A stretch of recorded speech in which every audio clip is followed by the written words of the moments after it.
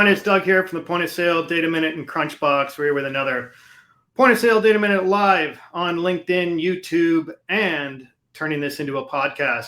Really excited to get started with today's episode. It's called Simplifying Amazon for Business Leaders.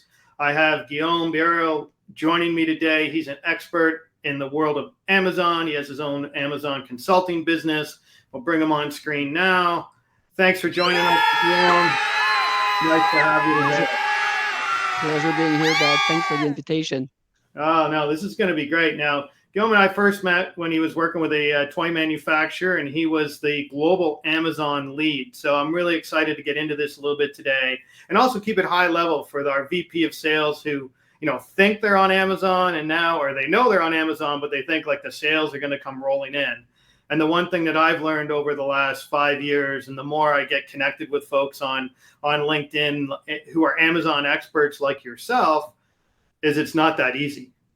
So there's lots of challenges when it comes to doing business with Amazon. And today we want to dig into those just a little bit, some common themes, some common misconceptions that you see brands have, and some things they do that they could do a lot better. So what I'd love to do, though, is if you could just give a little bit of an intro on your consulting business and just kind of background with Amazon, and then we'll dig into it a little bit just to bring the viewer up to speed. Yeah, so I've been with I've worked with Amazon for about 5-6 years. I'm not the typical retail guy. I've spent most of my career in banking. So I started off with 15 years in banking, and then I moved into distribution and then digital sales. So where I got my experience was basically to launch about 20 brands in the toys business for a very good and very reputable toy manufacturer here in Montreal. So we built the Amazon business from scratch. They were both domestic and direct import setup, if you will. And we built this with my team over 4 years. We did about $100 million of sales across 16 countries. And we've tried to figure out our way in this black Amazon box that I call, right? Because nobody really knows the entire integrity of this box. Everyone knows its little pieces, whether it's on purpose or not with Amazon.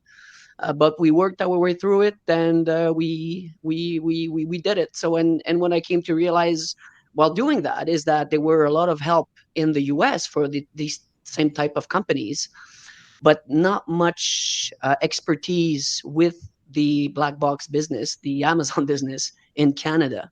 And I'm based in Montreal, and especially not in French, right? So there was a gap in the market, and people started approaching me to help them out. So this is what we've been doing for the past 2-3 years.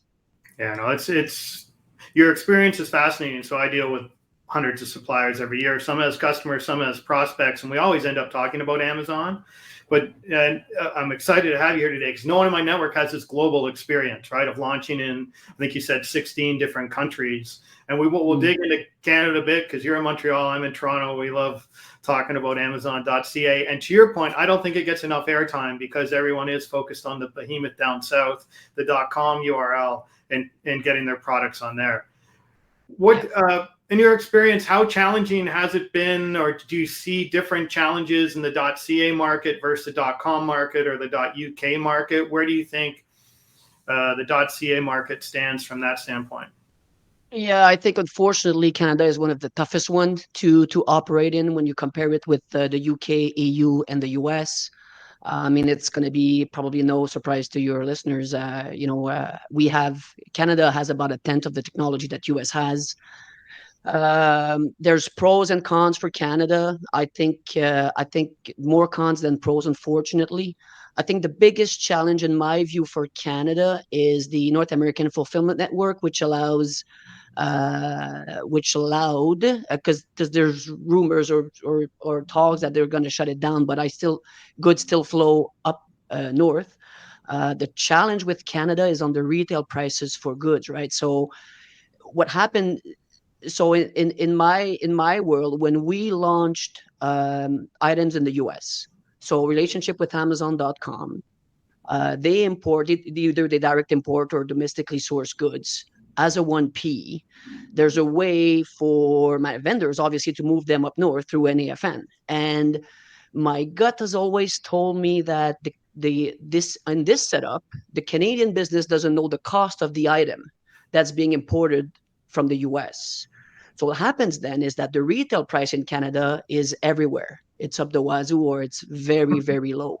So from a Right. competitive standpoint in Canada, and it's the same story, I think, for Mexico, by the way, it's sometimes very difficult to get to the correct retail and then build a business in Canada, right? So these are kind of the kind of examples of how challenging the Canadian environment could be. It can also flip the other way around, right? You can have an item. I used to have toys selling in the US, moving up to Canada, and the retails were so low. I had to call the vendor manager and tell these guys, listen, this is long term, short term gain for me, long term pain for all of us. Right. You should be, $20 higher on the retail for this ASIN because the pricing was just so low. So that's part of the challenge in Canada. And this is, by the way, this is just kind of gut and experience feelings because, as you know, nobody's ever going to tell you that, and no vendor managers knows about the back end of these things, right? Right. Did you find the Um, same thing in Europe? Less in Europe, to be Yeah. honest with you. I think retails are, well, Europe is another beast altogether, right? Europe has each country has its own P&L, and depending on how you set up the back end, you can have goods moving, and I call it the back end, from, let's say, Germany to France, and then they ship from France to the end consumer. The other setup in Europe is you promote an item in France and it's shipped from Germany into France. So you have to know what Amazon is doing, and the best person to know that is the Luxembourg team, the back end teams in Luxembourg, and we can do a whole podcast on Got you. who to go to with Amazon. Right. But there's a team of very sharp, smart. Well, actually, the people at Amazon, from my experience, 90% of them are very smart, very cool, and very good at what they do. But they do know their piece, and whether they tell us they don't know the other pieces or they really don't, I don't know. But they're very good people to work with. And the Luxembourg people can help you figure out how your goods flow within Europe. And then you get into the Brexit thing and what does it do with Right. UK. So it gets a little complex. But once you've figured it out, the way some of your main ASINs flow, then you know more than most of the people in and outside of Amazon. And this is how you can get ahead of the competition, right? Yeah, absolutely. I mean, I've dealt with all kinds of suppliers in the sense that some have Amazon teams that, like you folks had a very robust team led by you. And then I deal with other suppliers that have like a sales rep. They don't have an analyst. If we go kind of soup to nuts on like sophistication, how do you see Amazon fitting? Like, it's not a set it and forget it program. No. What are some of the challenges you think brands have? Like, the first thing is, hey, we're on Amazon, let's go celebrate. Where have you seen it fall apart after that? Or what suggestions would you have for brands to make sure that they're getting the full value out of Amazon? Because it's a little bit one of those beasts where people say, I have Amazon sales, but I don't think I'm making any money, or I'm not sure if I am. Yeah, and that's the big question, right? Do you make money on Amazon, and should you be on Amazon? And I think the answer depends on the business that you have and on the product that you sell. So if you're in the toys business, let's say, right, you have to be on Amazon. This is not a necessary evil. You have to be on Amazon because, we buy a lot of toys on Amazon. If you're in the electronics business, if you're in the home supplies business, I think you have to be on Amazon or Wayfair. But I mean, that's another conversation. Mm-hmm. Um, I think that if you I mean, for some people, Amazon will be a necessary evil, right? Because so I call it the halo effect. It's not necessarily because you're not selling stuff on Amazon that Amazon doesn't help you on the marketing side. And for me, Doug, it's not as much about the marketing straight to your consumer, but from my experience, what happened, let's say, just anecdotally in Italy, we found distributors that wanted to sell our toys in Italy because they saw it on Amazon, right? So it's kind of the go-to place where people have a feel of an industry in the consumer goods business or whatever other businesses that's consumer related. and they're going to pick up on some items that they like, and some reviews are going to carry into their home country, and they're going to go, the phone could ring up and say, hey, I want to distribute your line of business here because I see it's happening. So for me, there's a what I call the halo. I think it's halo effect. Excuse my French there. The halo effect of Amazon. So it's not only the sale itself, it's the visibility it gives brands. And to answer your first question on what's the main challenge, for me, the main challenge on Amazon is data. It's an ocean of data that gets thrown at you every day. And most people just freeze in front of that wall of data. And then what do I do with it? And I think people today we have an attention span that's very, very short. So Amazon need deep focused work, right? You got to be an inch wide and a mile deep on Amazon. And it's like a marathon, right? If you get into a marathon and you're at your first K and you think about the 42nd, you will not last. Trust me, you will not get to the finish line. If you take it 5 kilometers at a time, I do my first K, let's get to 5, let's get to 10. Next thing you know, you're going to be at 30, 35, and you're going to go, oh, there's 7 left to do. I'm done, right? So it's the same kind of principle and approach that I tell my team and the guys I work with. It's you got to bite piece it, and the 80-20 rule is what you got to look for, right? So look at the 20% of your ASINs, look 20% of your market, 20% of the countries, work on those. And then if you get to the others, and once you get to the others, then it's how you build and you flywheel the ASIN. So the data wave is what I call the most challenging part of Amazon, Doug. Yeah, I agree with that. I mean, we work with all kinds of Amazon or all types of Amazon data with our suppliers here at Krunchbox. What I find too, and again, with chatting with folks who are, a couple inches wide and a mile deep with their Amazon business, it is a language all on its own. Like I'm reading posts on LinkedIn here. They're talking about 1P, 3P, CPC, CAP, Amazon Marketing Services. Like the more I learn about Amazon, the less I know. Does that make sense? It's just like I realize like this, okay, this isn't just one page. This is an entire chapter, 200 pages long. I don't even understand the acronyms.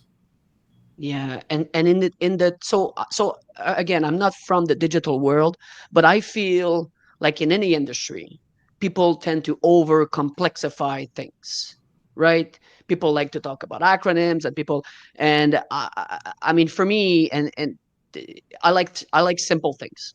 I like simple things. I like to simplify things, and there's a way to simplify an Amazon business. It's not that difficult and that complex, and it's like any other business, right? I mean, if you don't understand, probably the person that tried to explain it to you did not either.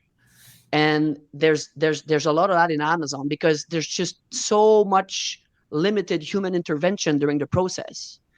Most of the people try to get into the system and figuring out what people don't understand, and this is probably a good segue into my overruling rule, if you will, with Amazon is find the humans, find the individual, find the vendor manager, go meet him or her, and there's tons of humans behind this so-called algorithm. People call it the algorithm. I don't think it's even that, to be honest with you. There's tons of humans behind the machine, tons of humans to speak with. You got to find the right ones. You got to get to your vendor manager.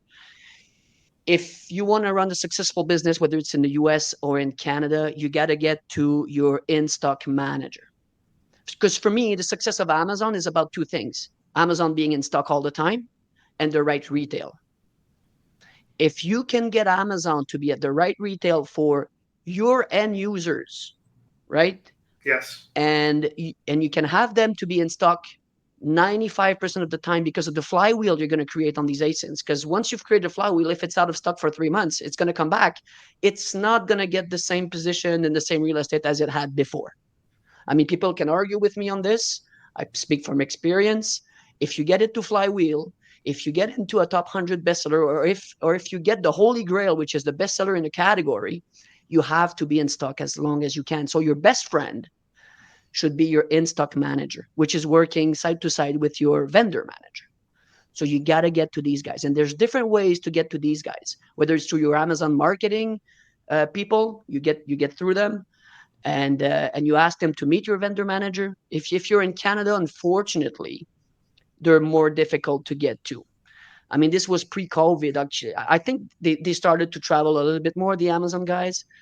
But the vendor managers, at least in the toys category in Canada, used to come to Toronto once every 3 months. It used to be a junior that just wanted to work its way up into the Amazon infrastructure. So didn't know really much about the business, didn't have any pull internally. You could feel it. And they used to change every 6 months, right? And they still change very often. I mean, you're not going to get a vendor manager in for more than 2 years. Very rare. And this is why you got to not only know the vendor manager, get to know the anchor relationships, the vendor manager's boss, the manager of the vendor managers, and then the how do they call, the category leader, the cat lead.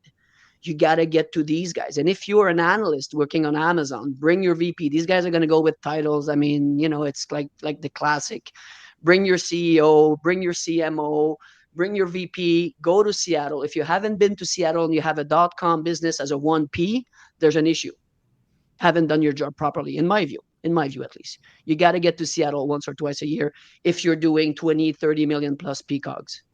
PCOGs, Doug, is product cost of goods sold. Right. Not to throw another acronym in the mix. Now you're the vendor you were working with that had, they had a significant Amazon business, and toys by far is a significant category on Amazon. Like you said, if you're a toy manufacturer, you got to be there. What about for other categories where, they're not as hot or not as big a focus for Amazon, like some of the customers you might have worked in with at your business? Have you seen you get the same response, or would the tactic be a little bit different? You got to earn that seat at the table, or what's that feel like and look like on your end today? So if you're a 1P seller, if you're on Vendor Central, so this is where I draw the line. So if someone at Amazon sent you an invite to open a Vendor Central account, and that either your source direct import or domestically to Amazon as a first-party seller, you should know someone, and you should be able to send an email to someone that not that but that knows you, which is a very big difference, right? You got to make sure that these guys know you, and you have to respect the relationship. These guys have KPIs, which you need to understand, right? They're measured on new selection, they're measured on profitability, net PPM, and stuff like that. So you got to work with these guys as a partner to get to their KPIs, and you know what? You're going to get to yours at the same time. So it's a partnership. I've seen companies. This one was a guy in the UK who was just, he was just getting the POs, shipping to Amazon, and his perception was that there was no one at Amazon, right? So he just fulfills the POs. And when we came to Amazon to ask them to do some, strategy, get the new products and get better real estate, do best deals, and do some, some prime deal of the day with these guys, they were reluctant because they just did not feel that it was a partnership. So there's a few guys thinking that way. And by the way, this not only applies to Amazon, right? It applies to other retailers, obviously. Absolutely. But you gotta build a relationship with these guys, and they're they're gonna ask for marketing dollars. So everything is negotiable. You can negotiate. Like we could do a whole podcast on 20 minutes on what freebies can you get with Amazon if you're ready to be a partner and to build the brand sustainably on Amazon, right? Even though building brands on Amazon, and again, another podcast we could do. I'm not convinced you can build brands on Amazon. It's more of an items business. So you can build an item, you can build a nascent.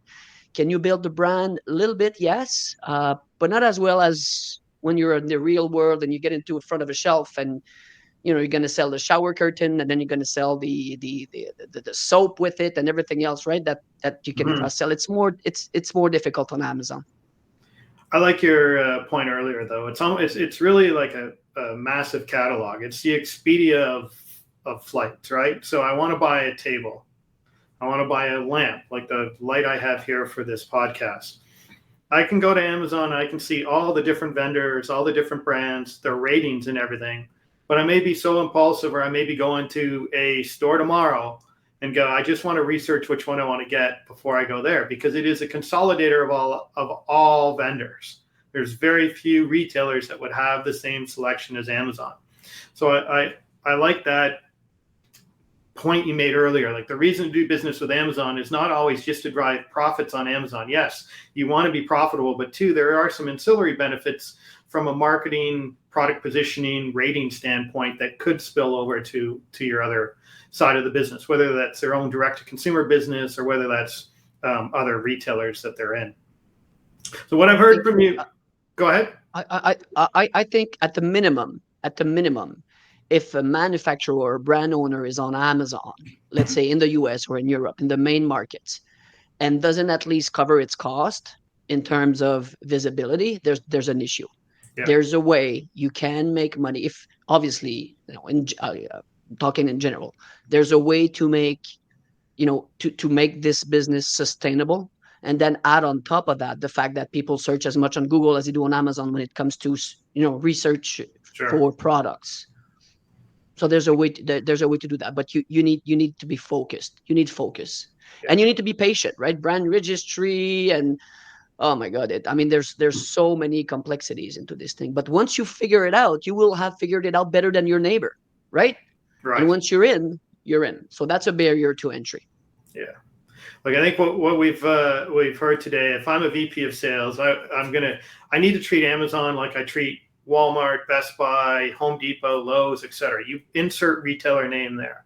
It's the same kind of relationships I want to build, even though they don't have any bricks and mortar stores that are selling the product. It's the same process. It's the same investment, right? It might be even more investment because it's a little bit more intricate, for lack of a better word, to fully understand the complexities behind it. And having an expert like you or someone on their team that understands that landscape is invaluable, because you do need to know, I like that other word you said, they need to know you, you need to know them, but they need to know you as well.